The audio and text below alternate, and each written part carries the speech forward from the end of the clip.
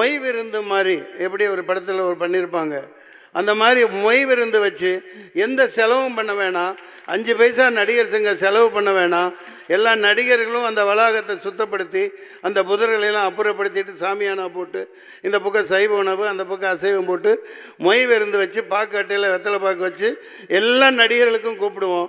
அவங்க 10 கோடி 5 கோடி எவ்வளோ யார் என்ன தர்றாங்களோ டிடியோ செக்கோ வச்சுட்டு போட்டோம். பாருங்கள், மிகுந்த வரவேற்பு இருக்குது. என்னை தப்பாக எடுத்துக்க வேணாம். அவங்க கேப்டன் அழகாக இலைக்கு கீழே தாலியை வச்சுருப்பாங்க.